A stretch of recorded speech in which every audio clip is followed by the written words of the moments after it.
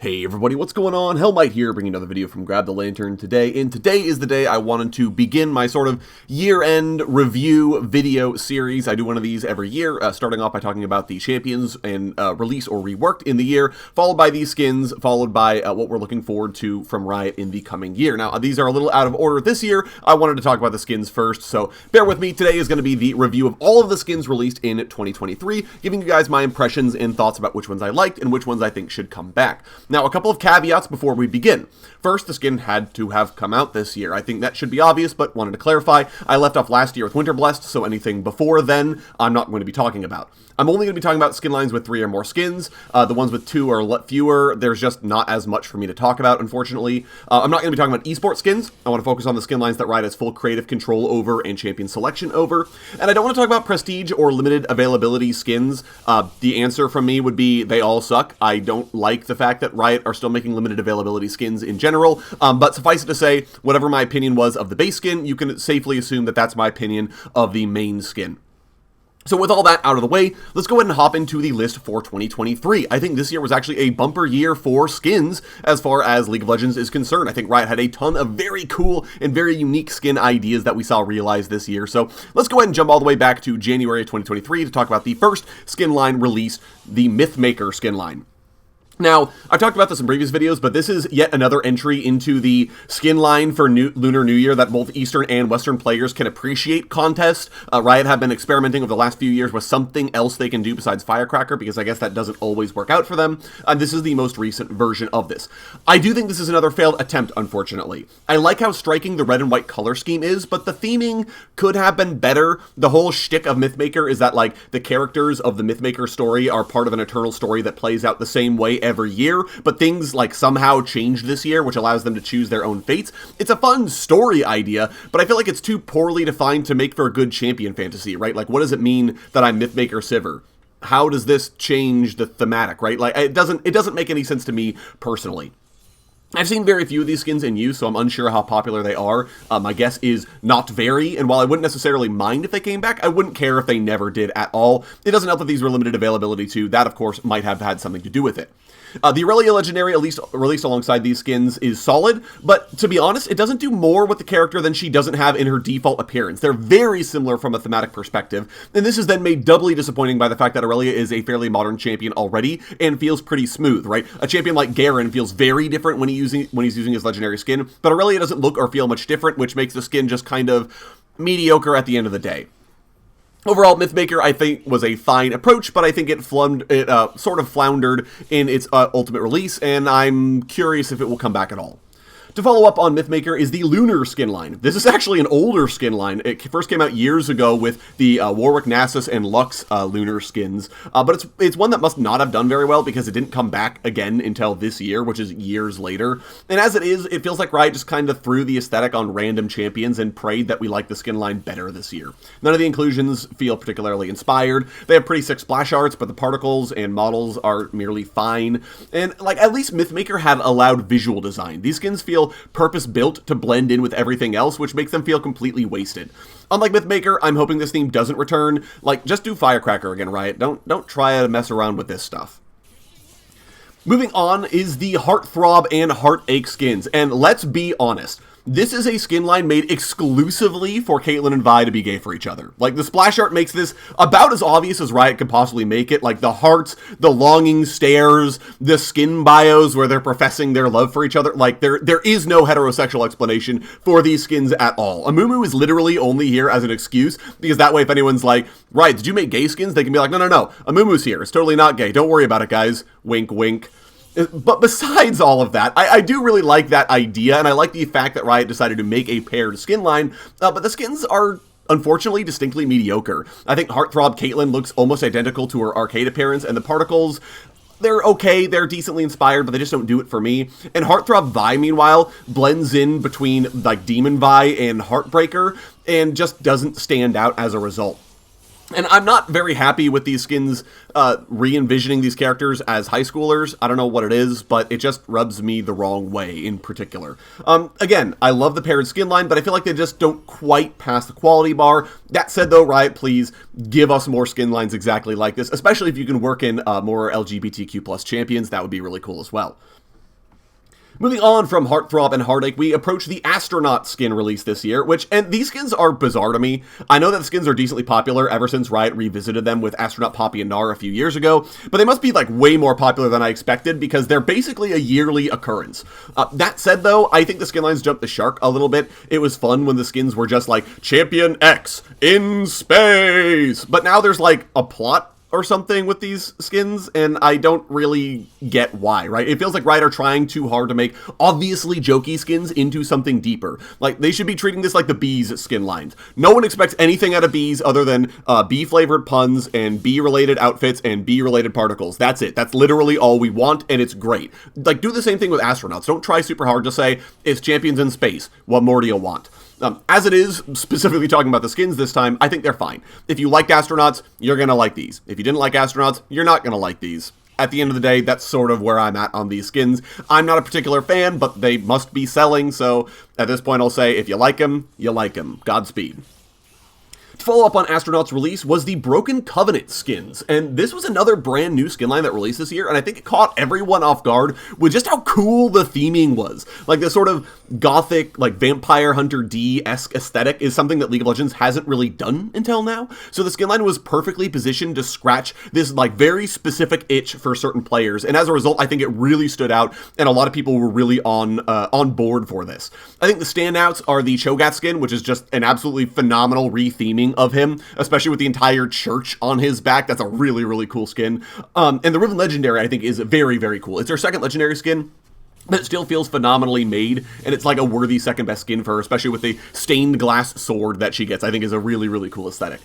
Conversely, I think the Broken Covenant Misfortune skin is exceptionally uninspired. It feels like Riot somehow reverted back to 2012, and they're like, haha, she's a sexy nun, am I right, fellow gamers? And I'm just not a fan of that. I'm also not a fan of the Zion Rakan skins. I think they're fine, but they're not in particular interesting. And Vladimir's almost like too purpose-built for this skin line. Like, it really feels like, yeah, he's a vampire in this skin line. And it's like, yeah, but he's kind of a vampire normally, so what does this do for him? But, like, in general, I think that the concept is what I really, really love, and so even if the inaugural release was a little flawed by some of the inclusions, I really like it, and I'm really hoping this one comes back in the future. Next up is the Faerie Court skin line. This was one of these skin lines that Riot announced at the beginning of the year, and to be honest, I wasn't expecting much from it from just the Kalista reveal. I thought it was maybe a fine idea, but I wasn't entirely on board. I'm not really the target audience of these skins, unfortunately, but when the full line was revealed, even I had to admit that they are very pretty. The Ezreal and the Seraphine ones in particular, I think are absolutely phenomenal. And while I don't particularly care for the rest, I can acknowledge that they are all quality skins and have a very unique aesthetic. The sort of, like, Fae aesthetic is not something that Riot have done, I think, at all until this point. And so it's, again, as with Broken Covenant, it occupies a very distinct place amongst the crowds of skins that Riot have released. And as a result, I think it does have legs, and certainly is one that I wouldn't mind coming back in the future. As for cons, the Katarina skin feels very similar to Battle Queen Katarina in a bad way. It's like Battle Queen Katarina, but worse. And the Karma Legendary, for whatever reason, feels distinctly unlegendary to me. I might not be enough of a Karma player to know, but it doesn't feel legendary enough. I think it's because all the unique particles and animations for her ult basically go unseen, because you're basically always mashing R into one of your other abilities and never standing still to actually watch the animation. So as a result, it feels very similar to the Winter Karma skin to me for some reason. But I know a couple of people who have it and they love it, so, you know, what do I know? At the end of the day, again, this is not really a skin line made for me, but I can acknowledge that it has a ton of merit. It occupies a very distinct place in the categories of skins, and as a result, it's another one that I'd love to see come back in the future. Moving on from a good skin release, though, we have to talk about a bad one, which are the Cats and Dogs skins. Now listen, I'm a fan of jokey skins. My undying love for the Bee skin line should be evidence enough of that. But I will admit that getting a joke skin for a champion that doesn't get skins very often feels pretty terrible. Ivern mains, I'm sure, can attest to this. When Dunkmaster Ivern came out as his first skin 2 years after he came out, and they're like, really? You want us to buy this? We are not a fan. And Kled ended up there with this year's Cats and Dogs release. Kibblehead Kled just sucks. And it's doubly sucks because Kled doesn't have, like, a single killer skin that is, like, the skin to buy on Kled yet. He really doesn't. Marauder's fine, but it doesn't quite get there. And it triply sucks because Kled isn't on the Skin a Year team. So he's going to have to wait at least 2 years before we have another opportunity to maybe get a fun skin for Kled. Very disappointing overall. The Yuumi skin as well, I think, was a bit of a missed opportunity. Okay, the cat is a dog now. Great. It doesn't do enough to change up, like, what her particles are and what her champion fantasy is. It's just kind of a disappointment. But at least she's on the skin a year team, so, the Yuumi players aren't going to have to wait that long before she gets another one. On the bright side, at least, the Nidalee and Kindred skins are fun, playful takes on the characters, and they at least both have good skins to pick up the slack generated from getting these jokey skins, so that kind of salvages the release. But on a whole, I think the releases were disappointing. I don't think Riot should necessarily stop making the cats and dogs skins, but I do think they should evaluate who they're making them for, instead of giving them to champions who are in desperate need of an actual good skin. And to continue the disappointing train, we have the Nightbringer and Dawnbringer skins released this year, which, can I just say, oh, how the mighty have fallen. Like, I remember the marquee days of Nightbringer and Dawnbringer where they had a Versus event, and it was a huge deal every time they came around with a ton of different skins and characters being introduced. And now they're just a blink and you'll miss it middle of the year release that no one cares about. I think the skin line's honestly outlived its uniqueness and interest. The skins this year are a pretty good indication of this. Why is Vayne getting one of these? She already has Arclight. Most of the other champions that got one this year already have skins that overlap from a thematic perspective. Like Jarvan IV has Darkstar, which is the sort of Fallen King aspect. Nasus has Infernal, which again is the sort of Nasus but evil and also fire aesthetic, which you're looking for. Like, why did these get made? Why were these champions chosen? Like, the skin line's just outlived its fun. It's outlived its thematic potential. And now it just feels like Riot just throw any champion they want into it without regard for whether or not it actually makes sense on that champion. So I'm hoping Riot put the skin line out to pasture. The releases this year sucked, and in all honesty, we've moved past the need for the Nightbringer and Dawnbringer skins. To follow that up, though, was the Inkshadow skin line. And now, I want to be clear off the front. Inkshadow is an extremely cool concept, the sort of blending of the sort of mystical and sci-fi, which is a very cool way of going about it, the sort of ink-like particle effects that most of the champions have. It feels like Project, but a little bit more sci-fantasy and less hard sci-fi, which I kind of dig. It's a very, very cool concept and world that they've developed, but the inaugural champion lineup for Inkshadow sucked. Primarily, this is because Yasuo, Yone, and Master Yi all came out in the same wave, and they're all edgy sword guys. So the fact that they're all in the skin line together just feels like they're endlessly stepping on each other's toes. You don't notice any of them for being particularly unique or effective because they're all there clamoring for your attention as the edgy sword boy in the Inkshadow skin line. And as a result, it just occupies too much space, and you say, oh, I don't care, because it's the same thing every single time. Kai'Sa, meanwhile, I don't necessarily think was a bad release. I kind of like the punk look she's gotten, but I feel like she isn't a shoo-in for the skin line. It just feels like Riot put her in because they were putting all the popular champions in, so Kai'Sa had to be there. That said, though, the other three champions we got, Reliant Soul, Volibear, and Udyr, are just phenomenal. Like, the Udyr skin alone made me want to learn to play Udyr, because this is where Riot really got to shine with the cool particle effects and really got to showcase the concept of Inkshadow in practice. The edgy swordsmen just don't do an awful lot with the concept, but Reliant Soul and Udyr definitely did. As a result, I'm, like, largely unimpressed with Inkshadow, but I feel like that's just because of the champion choices. I really want Riot to bring this back and choose more champions that actually do something with the aesthetic, because I think that Inkshadow has a really big opportunity to be a hugely impactful skin line for Riot. They just need to choose some better champions. The E-skin is a legendary. I think it's pretty decent. He already has a legendary in terms of Project. I don't think this one is necessarily automatically better than Project, but it's cool looking in its own right, and it works better if you're not as much of a sci-fi fan, so there's that for you. Moving on from Inkshadow, we have the Snow Moon skins, and honestly, I'm flabbergasted. I have no idea why these came back. The first three, which came out last year, mind you, were not particularly popular as far as I saw, and the theming is just so bizarre. It's Blood Moon, but not. Like, we're trying to develop the story of Blood Moon, but make more Blood Moon skins, but they're not Blood Moon skins, they're Snow Moon. What distinguishes them? There's white particle effects now instead of red. That's it. I don't know. If you just want to make more Blood Moon skins, just make more Blood Moon skins. Why are we jumping through hoops to justify this? It feels like the Astronaut skins, right, where Riot are trying to give it story and stuff. Like, don't do that. Just make the Astronaut skins. Similar story here. Like, don't try to, like, tell some compelling story with the Blood Moon skins. They've never been there for compelling stories. Just make more Blood Moon skins.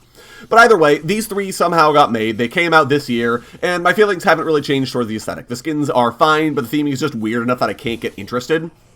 And it doesn't help that the inclusions are all over the place. Like, I have yet to find out what makes a champion a good candidate for a Snow Moon skin. right? Like, there isn't really criteria for it. It's just whomever Riot feels. And as a result, I just can't get my teeth into it the same way that I can with some of these other skin lines. Again, I'm hoping Riot don't bring it back, but I'm assuming it will come back again because it keeps selling, so who knows. To follow up Snow Moon were the Shan Hai Scrolls skins, and to be completely honest, I almost missed out that they came out this year. I loved the thematic when it first came out, but this year it just felt so much less special than last time. Partially this is due to the timing window. These skins were just included on a random patch without much fanfare, and I also feel like there were no slam dunk champion inclusions this time around.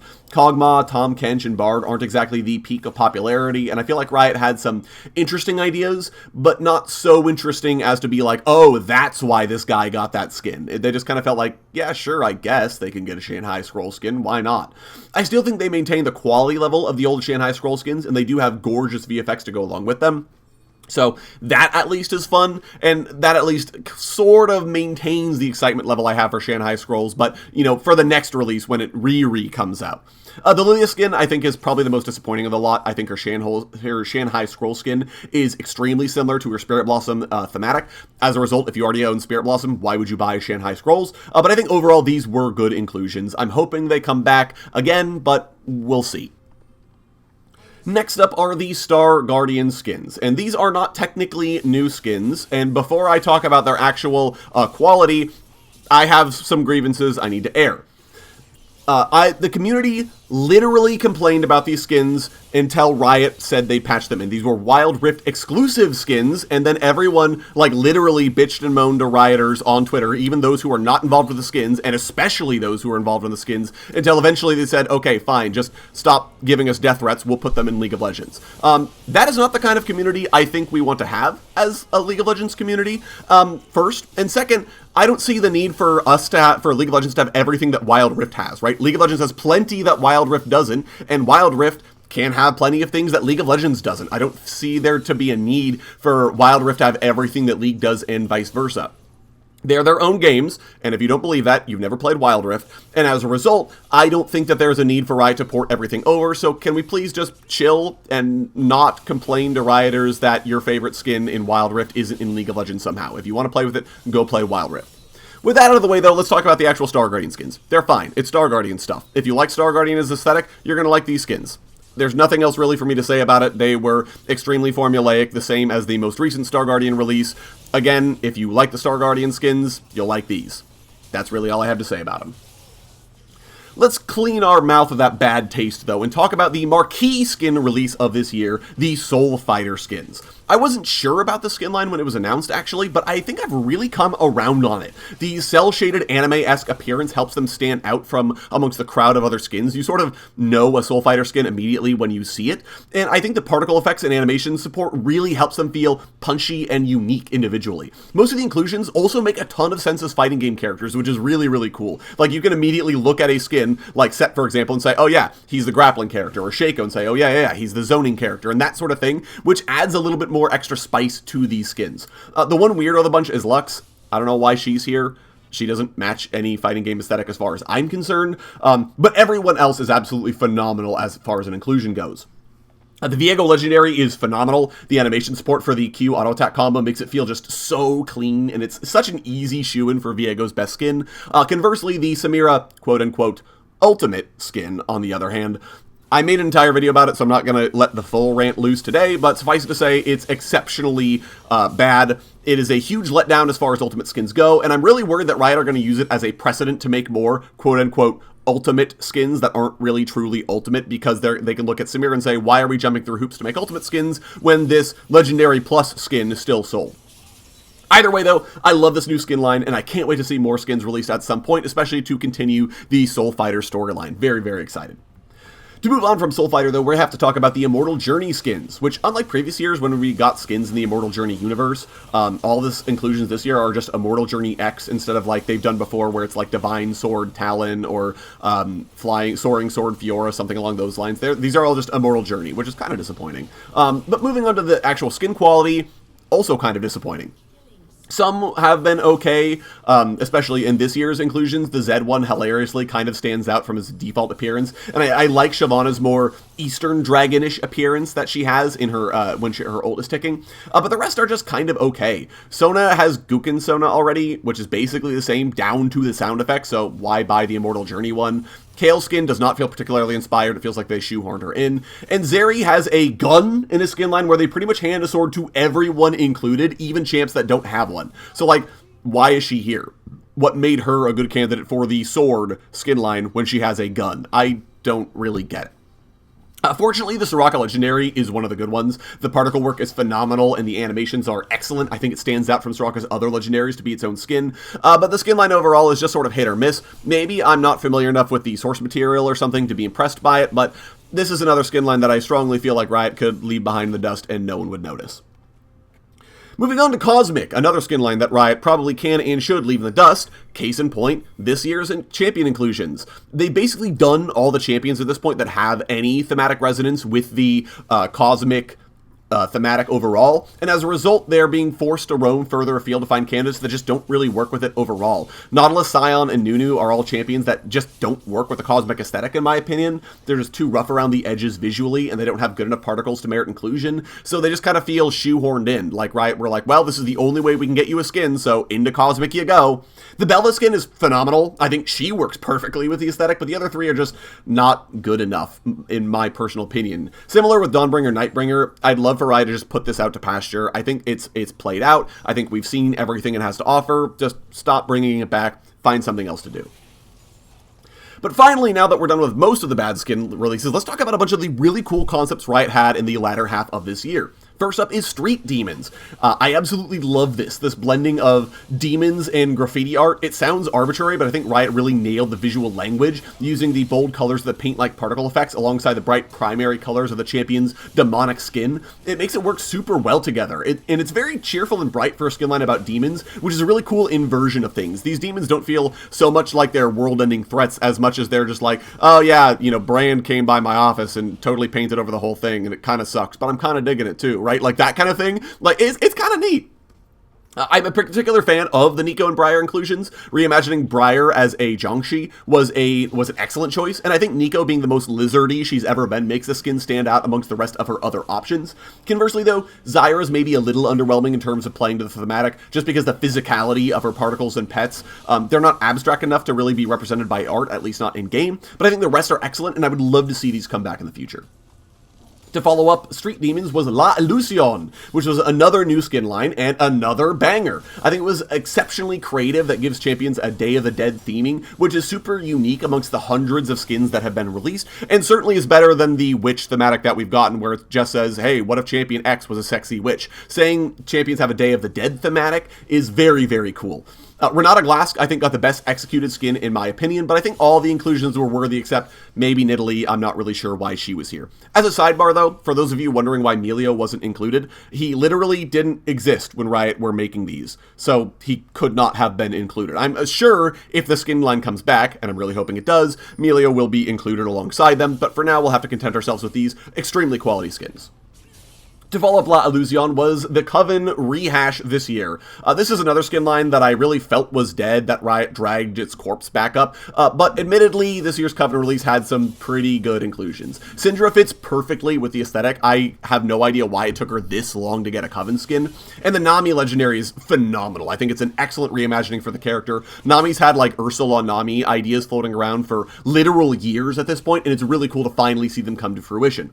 That said, though, there were still some misses. Akali's just completely undeserving of a Coven skin. It feels like Riot just slap her into any and every skin line because she sells well. I literally don't think she deserved a Coven skin at all. Elise is almost too obvious. Like, she works with the aesthetic, but it almost feels like you're like, yeah, of course she got one. And Neela, I think, is too martial to really play up the Coven theme. I don't think the skin's terrible on her, but I also don't think it's particularly justified. It's just sort of there.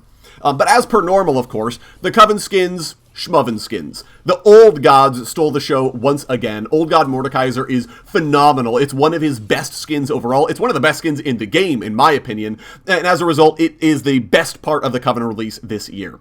I think Coven overall did enough to justify its existence this year, my love for Old God Mordekaiser aside, but it's another skin line that I really feel could do with fewer releases spaced further apart as opposed to being a marquee event skin release. Moving on from Coven is another returning skin line in the form of Cafe Cuties. This kind of shocked me, I'm not gonna lie. The OG Cafe Cutie skins were received pretty well last year, but this year's inclusions are out there, to say the least. Lulu I get, I think she meshes with the thematic well enough, but the rest I'm just kind of confused upon. Like, Jinx, Poppy, and Rumble are all a little unpolished to really fit the thematic. I don't know why Jinx is there when she's got guns. Poppy's got a cake hammer, which is kind of a neat concept, but again, why is she in the cutie cafe? It feels like she shouldn't be there. And why is Rumble naked? Riot, someone, contact me. My DMs are open. Why is Rumble naked in this skin line? Answer my question. It's so jarring to see, like, naked white rat Rumble in this skin line. Like, what were you thinking? Like, looking at last year's inclusions, I feel like Riot had really good candidates to be Cafe Cuties, and this year's just kind of felt like they said, which champions haven't gotten a skin yet? Oh, Jinx, Poppy, Rumble, Lulu. Okay, just give them a Cafe Cutie skin. Whatever, we don't care. Like, I really like the aesthetic overall, but this year's inclusions were just not great, and I'm hoping Riot doesn't hold it against the skin line overall, so it gets another chance at it next year when, hopefully, they come back.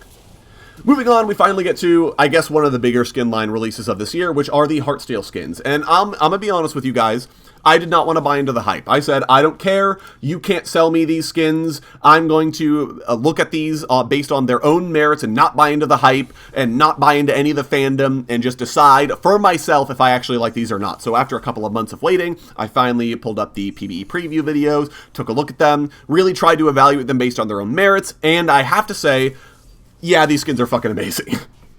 I think that the particle effects are extremely cool with the sort of jaggedy sound visualizer type particles, each with their own unique color based on character. The only exception here is Aphelios, but he needs so many different colors to represent each of his guns, so that kind of makes sense. I think that each of the individual character designs works extremely well. They all feel like they're unique and with their own sense of style and their own person, but they still blend together and let you know if they're all a part of the same unified group. I love the inclusions. I think a lot of them made perfect sense. Everyone knew that when a boy band skin line got made, Ezreal would be there, Aphelios would be there, Kayn would be there. But, like, Cassante, no one thought Cassante was going to be there. But he was, and I think he was one of the best inclusions of the skin line. I'm just so happy that he made it. I think he works extremely well with the concept overall.